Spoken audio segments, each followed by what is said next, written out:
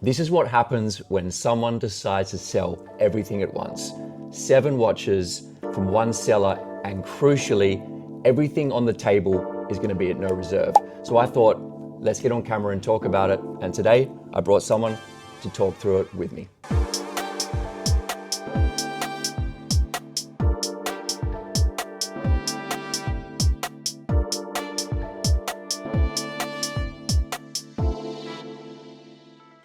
So today I'm joined by Fleur, who's a consignment specialist at watch collecting, who brought all these watches on to the site. Fleur, thanks for joining me. Thanks, Nick, for having me. Now, I wanted to start with a watch that probably needs the least amount of introduction, and that is the Rolex Daytona, reference 116500, the ceramic bezeled version of Rolex's classic sports watch. So I feel like this watch needs very little introduction. Everyone knows how popular it is, but Fleur, tell us a little about this watch in particular, what year it is and what it comes with. That's a 2020 Rolex Daytona 116500 LN. It comes with the box, papers, and swing tag. This is a first owner watch as well. And alongside this watch, we also have another version of the Daytona. Now, this one came out in 2013 as a sort of unofficial 50th anniversary celebration of this watch. And it is, of course, the Daytona in platinum. Now, this one I think is extra special. It's got that light blue, the ice blue dial, and the brown sub-registers and bezel. And just holding it in hand as well, this thing is made of platinum. And of course, it's with a bracelet, so it's extra heavy. Fleur, tell us a little bit about this watch too. And also, I'm curious to get your take on the Daytona, what you prefer out of the stainless steel version and the platinum version. This Daytona is a 2022, so the year before the new reference was unveiled, I believe. It's coming with box, papers, of course the big Rolex box, swing tags as well, and this is also a first owner watch. Now, what's interesting with Daytonas is that we actually sell about 2 Daytona a month for the steel one, and for precious metal ones, I think we are about roughly one watch a month. How are you finding the market for Daytonas? Because I know especially the steel version, I would say it's probably the most resilient model in the world in terms of like value retention.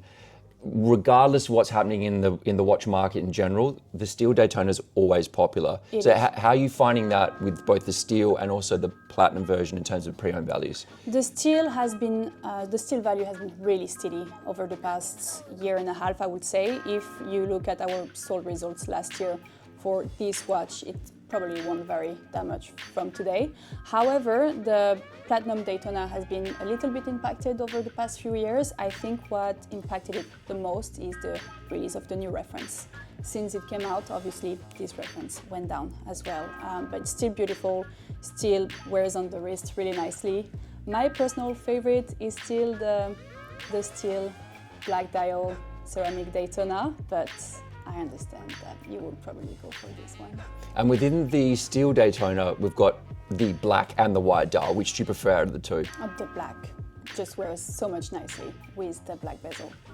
Okay, and also I was going to ask you something else about the Daytonas. Actually, that's what I was going to say. Let's show people what these look like on wrist, because I think the Daytona is probably one of the most versatile Rolexes in their entire lineup. So I'll grab the platinum version. If you grab the steel, we'll just put these on wrist, because I really want to show this side by side, because I honestly think that regardless of whether you're a guy or girl, wrist size, it really doesn't matter. This watch wears so well on the wrist.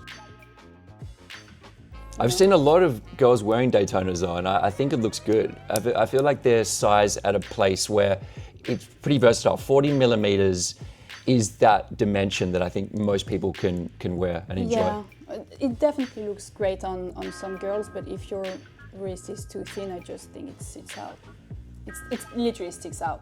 And I couldn't wear this watch because I can't take enough links. Oh, really? Yeah, I can't take off enough links. So. Maybe put it on a strap. No, it has to be on the bracelet. I can't argue with that. Anyway, staying on Rolex and bracelets, let's go over to the GMT-Master 2 line now. This is another model line which is a perennial favorite with collectors. But these two I think are worth talking about because they're slightly off the beaten path of what people tend to hunt for with GMT-Master 2s. And we'll start with the rose gold version. So this is actually the first rose gold GMT-Master 2 that Rolex produced. They did a two-tone version and they did the full rose gold as well. And this is my personal favorite GMT-Master 2.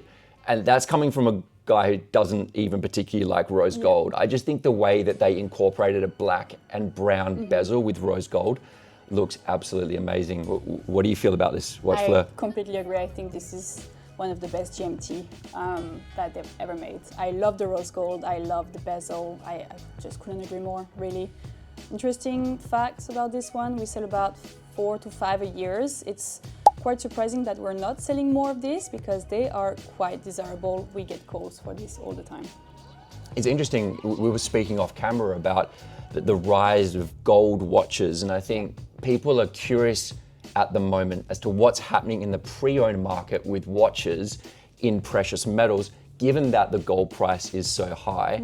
Have you found yourself taking more inquiries for watches that are precious metal because of perhaps the current price of gold? Perhaps, yes. So I don't think that applies to Rolexes. We did see a surge in demand on gold Rolexes, precious metal Rolexes. However, we've also seen a surge in gold watches in general. So things like Cartier, vintage APs, etc., may be driven by the gold price, but this one is not, I think. I just feel like people are loving them again, basically. Yeah, I think also because the stainless steel version has become so hard to acquire and it's so expensive relative to its retail price. I think it's also pushed people into the realm of precious metal watches too. And I think that especially when I look at the two-tone version of the rose gold GMT-Master 2, they're selling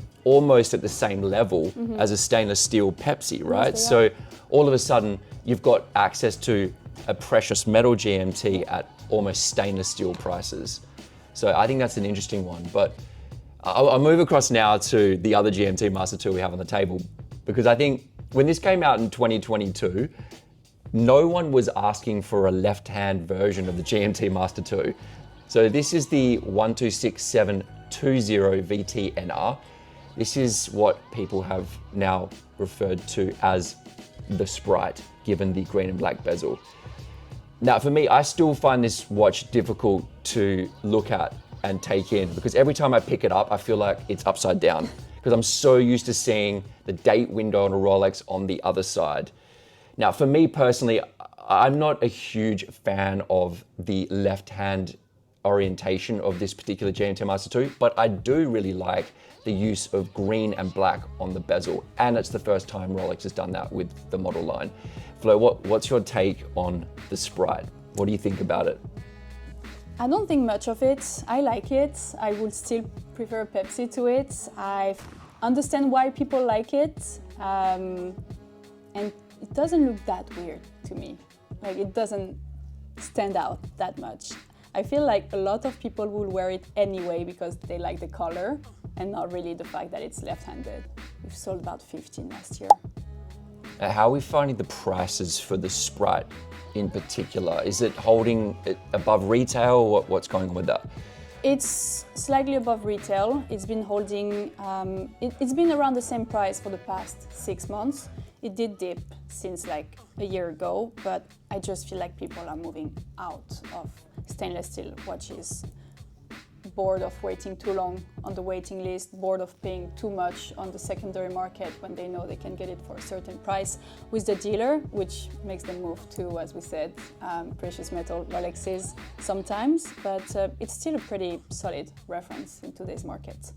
I guess for anyone who's looking for a GMT-Master 2 that's a little bit different, then perhaps the Sprite's the one. I can understand the appeal for sure, and I think, like you said, once you get used to looking at it, it's not a big deal. And yeah, if you do wear your watch on your right wrist, this is probably the GMT-Master 2 for you. So that's the Rolexes out of the way. So let's touch briefly now on the IWCs we have on the table. Now, recently we did an IWC collector's guide where I sat down with Emily Mars and we talked through the various eras of IWC. And one thing that we discussed and agreed on was that colored ceramics have come to define modern IWC. And I think both the watches we have on the table today as part of this collection really do sum up modern IWC, especially this guy right here. This is the the big Pilot's watch, as you can see from the dimensions, and this is a Perpetual Calendar version.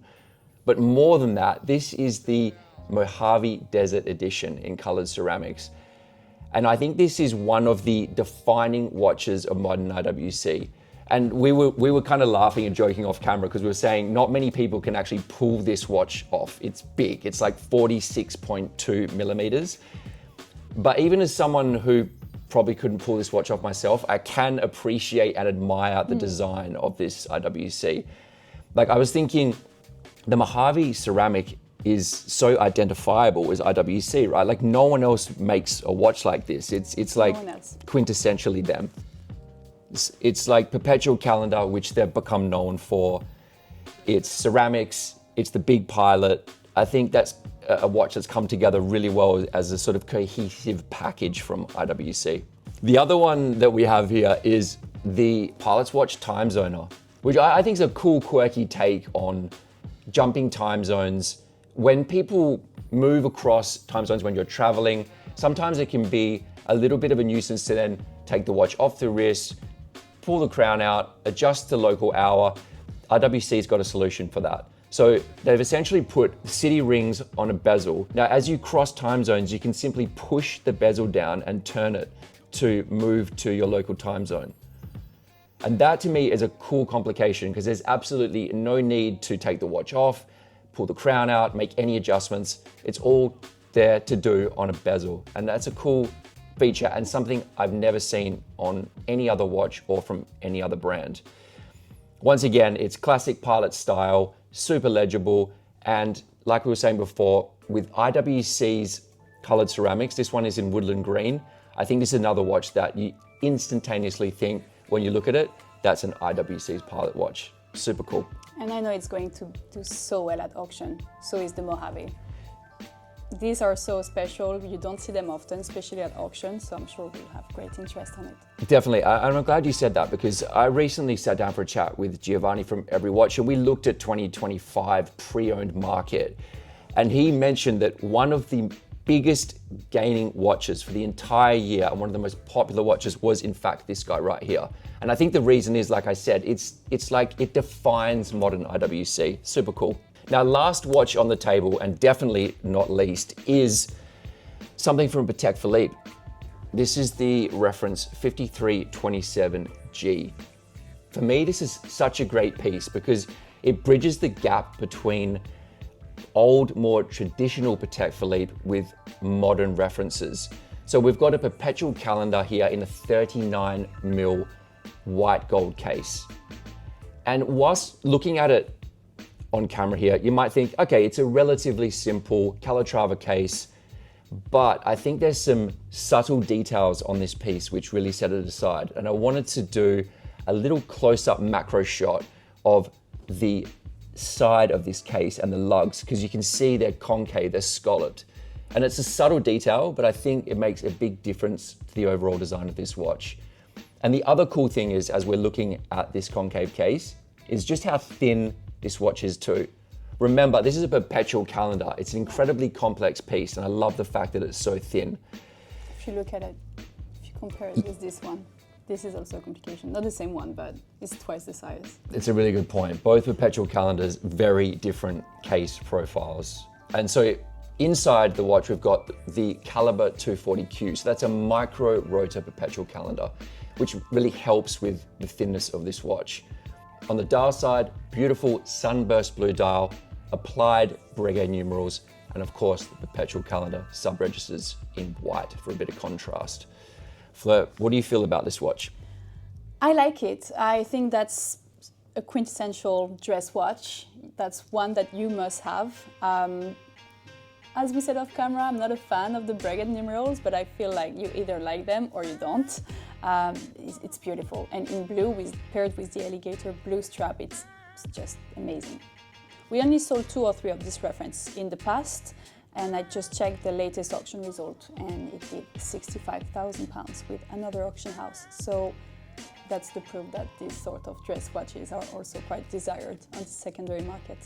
I was quizzing Fleur the other day about the values of Patek Philippe in general, and you were mentioning that Patek values just in general in 2026 have become stronger, and we're seeing quite a lot of resilience for Patek references. Since we have the 50th anniversary of the Nautilus, obviously all Nautiluses have gone up, but other models with complications and Calatravas, etc. also went up as well.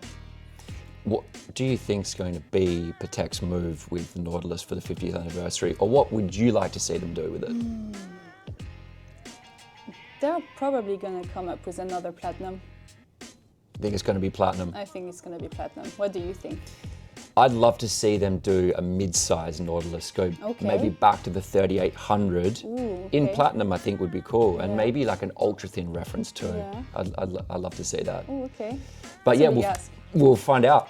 We'll find out next month when Watches and Wonders drops.